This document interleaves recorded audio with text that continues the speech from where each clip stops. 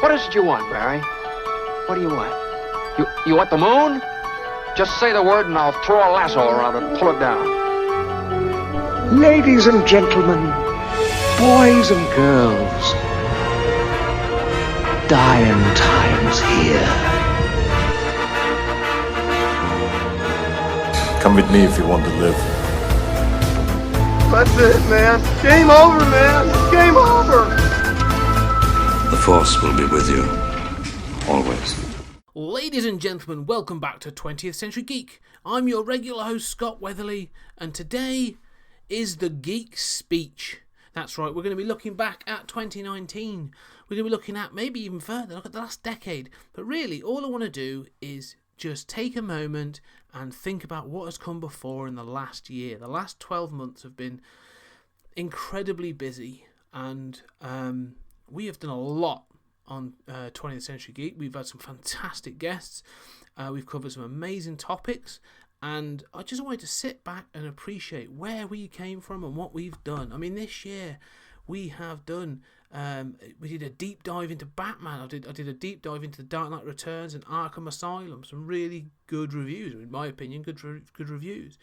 I got to talk Miracle Man with Julian, which I think was a fantastic. I'll go back to that one, and one day soon, like Julian, I know is working on a book, a really in-depth look at the Miracle Man, that first arc of Miracle Man. So I'm really looking forward to that. We did a RoboCop retrospective. That was all 4 of the RoboCop films. Some better than others, I'm sure you'll agree. And that was a great sort of real in-depth chat about some of that thing with a good friend of the show, Gareth Powell. We also then had the Terry Gilliam Imagination retrospective. Again, Julian came back on for that.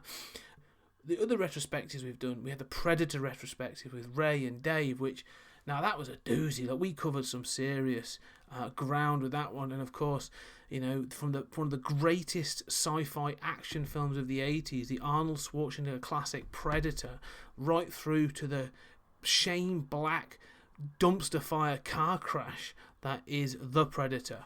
So that covered all bases there. I've talked Moon Knight. We've talked Star Wars. This massive Star Wars collaboration that we've literally just had was fantastic. And I really appreciate working with both Chris and Dave and Mike. And from the feedback we've had from that, I do think we'll be doing a collaboration again at some point in the future. It was fantastic. And I really want to say a massive, massive thank you to all of them. In particular, Dave, who from the Comics in Motion and VHS Strikes Back, because he put it together. He pulled us all in, got the topic, got us all together, and fantastic shows. So thank you to all of those for letting me be a part of it, really, and waffle on with those. But the other things we've done, like I said, I got to talk Moon Knight. I really gave it a bit of a double bill on Moon Knight, really in depth on that bad boy. And one of my favourites, I had Peter Laws, minister, author, and general nice guy. Peter Laws came on to talk about religious iconography in horror films. One of my favourite episodes. Really, really enjoyed that. Great conversation, and again, fantastic guy. Hopefully we'll be coming back. So yeah, we of course, the other one I couldn't remember, the other retrospective was the Terminator retrospective, leading up to not quite a weekend of release, but a pretty soon after review of the latest Terminator film, Dark Fate. And we turned over, every stone and sort of looked into every nook and cranny of each of those films to see if they still stand up. And I think the answer to that is, apart from 1 and 2, no, they don't, really.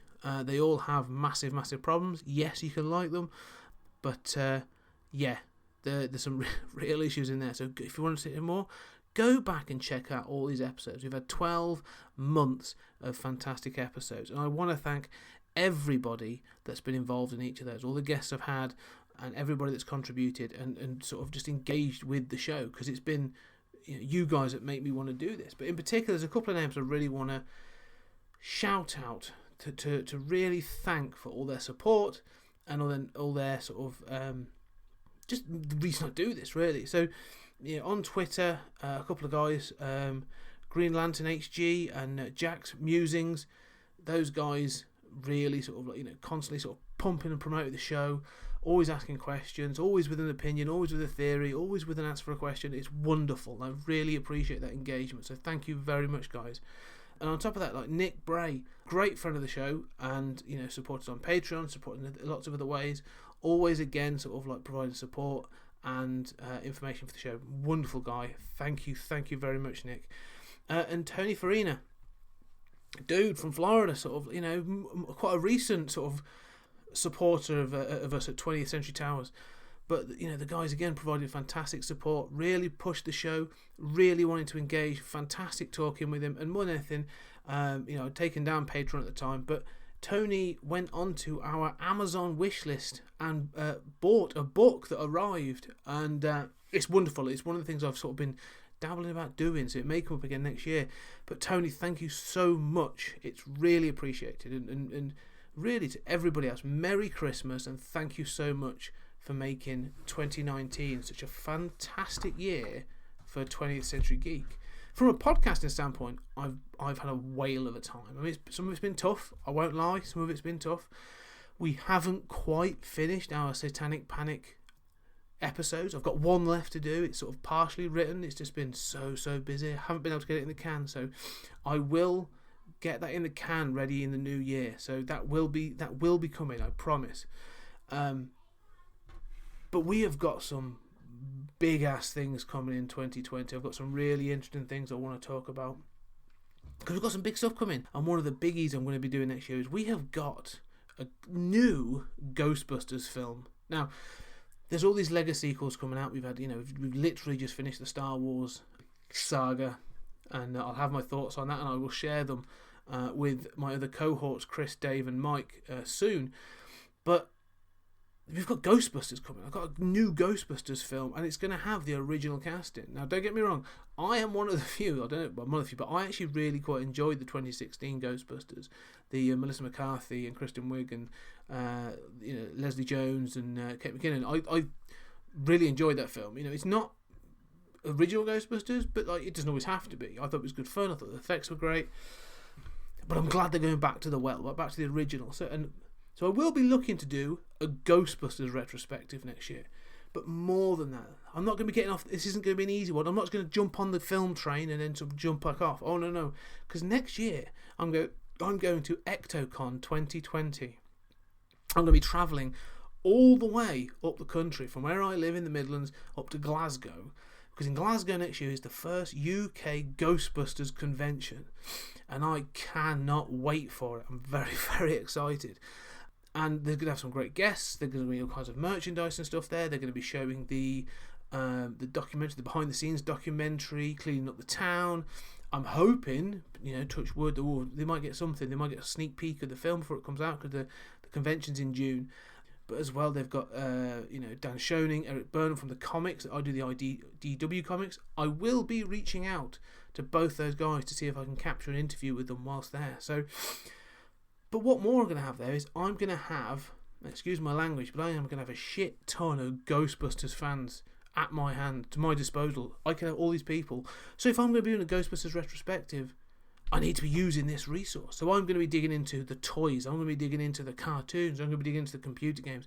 I'm going to be digging into the comics, the original real Ghostbusters cartoons, the IDW legacy stuff, all of it. So we are going to have a big Ghostbusters month in July. So that's coming that way. I just wanted to get on and really bump that up. The other things I'm going to be doing is some more in-depth reviews. I'm probably going to be looking at the DC continuity. I want to go back and look at Crisis on Infinite Earths, Final Crisis, all that sort of stuff. Everything all the way up to DC Rebirth. I want to have a look at how that changed and why it changed from in the 80s onwards. As I said, I'm going to finish off the Satanic Panic with the final episode of that. Maybe even do a little bit more. The other one we're going to do is we are getting another Michael Myers Halloween film next year, Halloween Kills. So what better way to celebrate that than a Halloween retrospective? So that's right, I'm going to be finding someone to be doing that with, and we're going to work our way through each and every Halloween film, and that will include the original John Carpenter's all the way through to the not so great, in my opinion, Rob Zombie Halloween films. We're going to talk the lot. So, and then you get a weekend of release Halloween review, so we'll be giving that as well. Excellent, really looking forward to that. I want to do something on Vincent Price. I want to look at sort of most underrated sequels of the 20th century. loads of things. But the other thing I want to do is I'm going to get some people on to talk about their desert island movies. What films is it that they would have? Top 5 films. And we're going to talk about that with some people. Might get some like Chris Phelps from Comic Motion, Dave Horrocks, all these guys that I've worked with. Some great opinions in there. So that's the sort of stuff we can expect for the podcast in 2020. Some big stuff coming. But if you've got ideas, if you've got things you want me to cover, let me know. Reach out, on Twitter. Let me know at 20th Century Geek, 20th Century Geek at gmail.com. Get on there. Let me know. What is it you want us to cover? Anyway, other things. Let's have a quick look at what 2019 has given us. A lot of people, I've already started to look at this, and a lot of people have started to say 2019 has been one of the best years in cinema. It's provided us with some of the best films of all time, huge blockbusters, huge box office, blah, blah. I've got to say, I'm not feeling that. I think I'm a little bit maybe blockbustered out. There was a time that a blockbuster would come out in the films, come out in the cinemas, and I'd dash to it, see it first opening weekend, and I would love it, and I'd be all excited, and you'd be getting the heart pounding, the fist pumping, and then when it came out on Blu-ray, I'd get it, and I'd be all over it. It seems to be going away. I think it's a bit like fatigue. We've had some high spots. I mean, let's be honest. Like Avengers Endgame is the culmination of one of the most audacious, complex, and fun pop culture cinema endeavours that's ever been attempted. I mean, this thing's astronomical. I mean, they've been working on this since 2008. This thing covers 10 years, and I loved every minute of it. I think Avengers Endgame, Avengers Infinity War, and Avengers Endgame culminates something astounding. So, well done to Kevin Feige. Well done to everybody involved. I do think Robert Downey Jr. deserves a lot of praise for what he brought as Tony Stark, but there are so many more people in that film that really, really bring their A game. So it's going to go down in history as one of the biggest and best films ever made. But as a film, it's great, but as a saga, and in all honesty, I think the Marvel Universe beats the Star Wars saga outright. It just does. Not just for content and size and scope and girth, but just for quality at this point. I honestly think the hit rate in the Marvel Universe is much better than Star Wars, but that's a different conversation. Probably get some emails about that one. But for me, the biggest, there was a couple of out of the blue, like Knives Out that came out recently, was excellent. It's one of my favourite films of the year, and I will be definitely getting that to watch again. John Wick 3 has really stuck with me. This film I thought was going to be another dumb, silly action film, continuation of the ludicrous universe of the John Wick saga, but again, I really enjoyed it. I think the fight choreography in it is astounding. It's incredible. These guys really do take it to the top notch. I mean, it's sort of like in some places it's like Raid level good, and Keanu Reeves loves that character and clearly brings a lot to it. So that's another one, a franchise I'm loving at the moment. And I'm not really one to shout out my love for musicals. I don't really think I have a big fan of musicals overall. There's a couple that stand out, but I really, really enjoyed Rocket Man this year. I ended up seeing it twice in the cinema, and I think Taron Egerton is bound for Oscar win at some point in the future. The guy's incredible. I think he's a fantastic talent. I think he's incredibly charismatic. I think he's a great actor. He's a singer. He's got, he brings the full gamut of everything. Wonderful guy, and I think Rocket Man was a really, really good, just a demonstration of that ability. So I can't wait to see what else he brings. But I really enjoyed Rocket Man. I thought it was great. So those couple of films really stood out for me this year that I saw in the cinema. There was others. I mean, I did enjoy Far From Home. I thought it was fine. It was one of those films though that, having watched it, I felt myself distancing from things, and I don't know if it was because it was post Endgame, but I felt myself a little bit disengaged. Tom Holland is fantastic as Peter Parker and Spider-Man, but I'm feeling it's almost like that's the passing of a torch to another generation. Like I'm almost off the train now. I'm like, well, thank you very much. It was a fantastic ride. Now it's time for the younger guys to take up the tracks and carry on with that kind of stuff. But we'll see. There's of course plenty of chances for that to get better, and I'll see how I feel the next one. And of course, that wasn't the only superhero film we got. We did also get Captain Marvel, Brie Larson stepping into the breach, and it was good. It was all right. I enjoyed most of it. I think she's great, but it still felt a little flat for me. It was fine.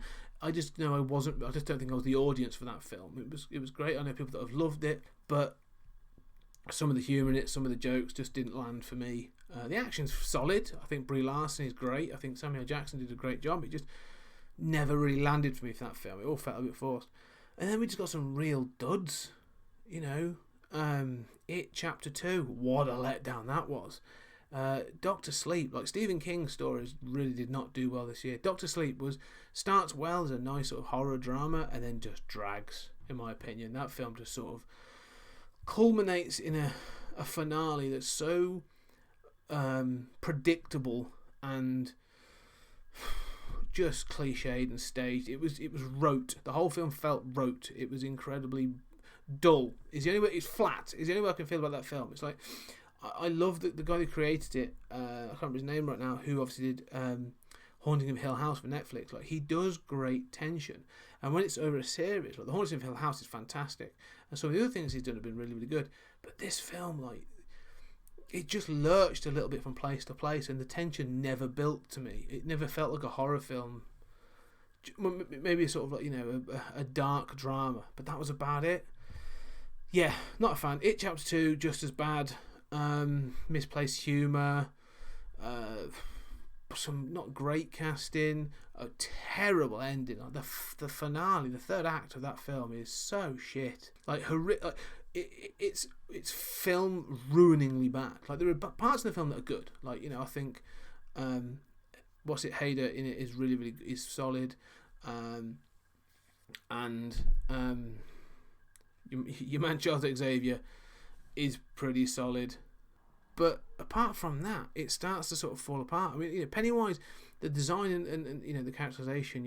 Alexander Skarsgård, who plays him, is wonderful. Like, it's not Alexander Skarsgård, it's whoever it is, Skarsgård, the younger Skarsgård, who played Pennywise, is fantastic, and he will go down as a horror icon. Like, there's no doubt. I think he's fantastic in it. Like, he really gets it. But yeah, that film just fell flat. I mean, the reason the book works so well is because there's an interlacing of the young and the old. Like, it constantly flicks between the two, and it's almost like the same journey being taken and all this other stuff. And it culminates into sort of like a double climax. And so the reason they get the double climax in the book is you get the physical climax and everything sort of in the first as the kids, and then. So you get the spiritual climax as the kids and the physical climax as the adults. And it works in the book. I mean, there's some really weird stuff in there as well. Not like the space turtle. I'm talking about sort of like underage orgies, which is weird. But if you're going to do this is one of those things where if you're going to go all out in King, you need to grasp it by the horns and take it. And that's what they did with the first one. And this one just felt tame, is probably the bit. So I was really let down by that. There's a few others, I mean, that were still better. I enjoyed Terminator Dark Fate. My review's out there. Please go check it out. It had its moments. I think they handled the spoilers, by the way, for anyone that hasn't seen it or seen the review. But the way they handled the death of John Connor, I felt was off, and sort of swept things under the carpet. I know there's the statements that came from Jim Cameron. Fine, don't care. There's still better ways of doing it. Go check out mine and Brian's review for that, about more information. But then others like Hobbs and Shaw. Fine, it was good fun. It's a really good, fun, dumb action film. But, you know, in the promo materials, you got sort of Dwayne Johnson talking about, like, oh yeah, we're doing something different. We're taking it to the next level. This is one of the biggest films ever made, blah, blah. Yeah, it's a fine, dumb action film that went on too long. I mean, that film's got 2/3 acts, and they're both fine, but it's overstuffed, and I felt that's a little bit like a lot of this stuff. It just felt overstuffed, you know. It's sort of like it was like The Rock on cheat day, just too many pancakes, too much tequila, didn't need to happen. And I think the final one to talk about really is Joker. I just want to have a sort of bit of a comment on Joker. I think again, it's one of those films that created so much hype, both positive and negative, before even its release, that it was appearing in mainstream news. Like, even like the Metro in the UK, which is a free newspaper that appears on buses, was speculating on whether or not this film's violence was going to produce some sort of incel revolution for some weird reason. Like, it's not going to do that. and I'll be perfectly honest, the film is fine. It centres and is anchored by one of the best performances in this year, like without a doubt. Like, regardless of what else I think about the film, Joaquin Phoenix's performance in this film is phenomenal. Like, the guy commits to everything. He creates a character that I never let go of. In this sense of, like, at no point do I look at this when I'm watching the film. Do I ever look and go, "That's Joaquin Phoenix doing a great job"? No, it's Arthur Fleck, and in all manner. Like, the guy is a fantastic character actor, and if he does get the Oscar for Best Actor, I think it's hugely well deserved. The rest of the film, though, I felt was a little bit adolescent, is the way to describe it. I think, its psychology and it's sort of like the message it was giving is so sort of trying to be sort of like a goth teenager, sort of like, I'm depressed and it's dark and the world is shit. Well, yeah, we know that, and the Joker needs to provide something about why it's that way, and it doesn't. It literally just provides you with a character that's broken at the beginning of the film and is broken at the end of the film, and he doesn't act as a mirror to the world. At no point is he a reflection of what society has done. At the end of the film, there's a moment in the film when he says to Robert De Niro's character, the chat show host, he says, what happens when society ignores someone? Okay, that's sort of broken. He says, you get exactly what you deserve. No, that's not fair, because that means, it's that blaming of society. It's blaming culture, and that's crap, because it's pushing everything outwards. Like, yes, I understand that you've got mental health issues. I understand that we do have a responsibility to both identify and care and help support, and that's totally right. But then to not take your medication and refuse other things and then kill someone is not a way of... You can't blame that on society. It's one of those things where you've got to say, no, there is a root cause. Yes, he had mental health issues, and yes, the funding for the mental health support system in place was insufficient, and all this other stuff. And then they just keep taking pot shots, and it points and wags a finger, but without having any justifiable explanation or justifiable solution, or actually providing any real depth. And I think that's the problem I have with the film. It sort of doesn't provide any real depth. It thinks it does, but it provides depth in the same way that like a 16-year-old does when he writes poetry. He thinks he's deep and meaningful when he's writing his fucking lyrics for some band, but it doesn't. It's not that. And the film itself is fine. It's good. It's a nice quality film. However, I honestly think better films have addressed this question of how society treats people or misses people. Like the film is a pastiche on the King of Comedy, and I think that's a much better film to watch. It's a more difficult film to watch.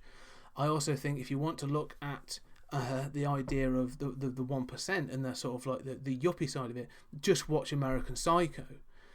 If you want to watch something about someone who's deluded, looking at a different view on the world and sort of like, through delusion and stuff, there's a film with Ryan Reynolds called Voices, which is wonderful. The film plays out like a gentle comedy for the first 40 minutes, and then you get a twist that blows your mind, and it goes in a completely different way. Excellent film. Those films, I feel, have done this film better. The reason The Killing Joke works, because let's be honest, this film is just The Killing Joke via Martin Scorsese. But the reason it works is because it takes someone who is a regular Joe, a normal person, and then just pummels them into submission and says, what are you going to do about it? That's the question. What do you do when you have a bad day? And the character in the Killing Joke isn't just a bad day. It's the straw that breaks the camel's back. That's what happens. There's a series of events that drive him mad. But he starts off as a schlub. Like, he's a down and out, but he's a regular guy. What I want to see, I don't want to see someone suffering from mental illness driven to a point of snapping and fighting back at society, because that's just them blaming their mental illness, and that to me almost feels like a Get Out. Yes, I get the point of the film telling us that we need to take more care of those elements of society and those areas of society that don't get the social and mental support that they should. I completely understand that, and I completely agree with that message. But the point of things like The Killing Joke is you're not taking Arthur Fleck and making him the Joker. You're taking George Bailey from It's a Wonderful Life and making him the Joker. That's the journey. That's the trajectory you want to be seeing. You know, watch It's a Wonderful Life, okay? Take him up to the point where he's about to jump off the bridge and you meet Clarence. And then, you know, spoilers for It's a Wonderful Life, one of the best films ever made. But you take up to that point and he's lying on the bridge, he's about to kill himself to save money, right? That's the point at which you meet the character in The Killing Joke, and then he gets pushed a bit further. That's what you want to be seeing. Someone who's a regular Joe, you know, sort of like, you want to see a character that looks like James Stewart or Tom Hanks taken to that point and it becomes the Joker. That's the story I want to see. That's the character I want to see taken beyond to become the Joker. The Joker is a good film. It has some fantastic moments. It will go down as a classic, I'm sure. However, I also think that it will go into a classic within a certain group. Do I think it's going to be talked about in the same breath as other films in 15 years? As, say, some of the Scorsese films, or even some of the superhero films that we've had, or the villain films that you see these days? No, I honestly don't think it will. So, that was my thing on Joker. So overall, I think the year has been fine in cinema. I just think there's been so much hype about everything that's come out that, you know, there's a hype bubble. It's big, it dies. Oh, it's big, it dies. And I just think, you know, if I'm honest, I think I've been incredibly disappointed with stuff this year. And I'm hoping to get better stuff next year. I mean, you know, seeing some of the trailers I've seen, I'm excited. I'm really excited for Ghostbusters Afterlife, as you can tell. We've got Black Widow. That looks interesting. You know, I think that's a different sort of dynamic we're going to get. No Time to Die, the last Daniel Craig Bond film. Okay, we're going to have to do some talking about that. Mulan. Now that looks quality. Like, check out that trailer. I'm really impressed with that. Halloween Kills, The Invisible Man. Blumhouse is taking on The Invisible Man. That film looks... I've watched the first half of the trailer because I don't want to be spoiled with that one. I'm really looking forward to that. That one looks creepy as hell. Wonder Woman 84, Death on the Nile. And more. Like, there's going to be so much more. So 2020 could be good. It could just be another fecking hype machine that just blows me out. I'm just a bit bored of some of this. And I've gone on and I've really got on and I've ranted. Basically, I think 2019 has been great fun for 20th Century Geek. I've hugely enjoyed everything I've done. As I go back, I want to thank all the people involved. And so check out what we're going to be doing next year. We've got some great stuff coming up. And again, if you've got some ideas, get in contact. Especially if you want to see some retrospectives, because I've really enjoyed doing those. And I'm thinking that might become something I do in another way. But let me know what other films you think I should be looking at. What other franchises should we be picking apart and finding why they work and why they don't work? But also the thing is, I've got another podcast, and that's going to go from strength to strength. I'm using that now, doing that now with Julian Darius. Julian and I sort of looking at sci-fi movies, not just reviewing the movie, but discussing the movie. Why does it work? Why doesn't it work? What impacts has it had on society? What does it say about society? What other discussions should we have? So we have got several episodes out. It's called Stories Out of Time and Space, and can be found on the usual places: iTunes, Spotify, all your usual podcast catchers. Go and check it out. At the moment, we've got Forbidden Planet, Solaris, Star Wars, and I believe the next one is... Ooh, testing me now. Number 4. I don't know. I'll have to find out. But it's coming soon. But the other films we've got coming up are things like The Fly. It's The Fly. There you go. The Fly is coming up. We've got The Fly. We've got Akira, Starship Troopers, Primer, Looper. So some great films coming up. Really looking forward to that. But check that out. There's 2 podcasts coming up. That's going to go from strength to strength in 2020. But again, thank you so much for listening to 20th Century Geek, because it's fantastic and I really, really appreciate it. So I'm going to shut up and stop ranting. But if you've got any thoughts or any comments about anything that I've talked about today, or we've talked about in the past, or even what you want us to do in the future, get in contact. Okay? Thank you very much, guys. Have a Merry, Merry Christmas and a Happy New Year. And I'll speak to you in a couple of weeks. Well, ladies and gentlemen, there you have it. Another great 20th Century Geek episode. Thank you for listening. If you would like to get in contact to suggest topics for future shows, or just chat about everything nerdy, you can email me at 20thcenturygeek@gmail.com. That's 20thcenturygeek@gmail.com. or find me on social media, Twitter, Facebook or Instagram. Just search for 20th Century Geek.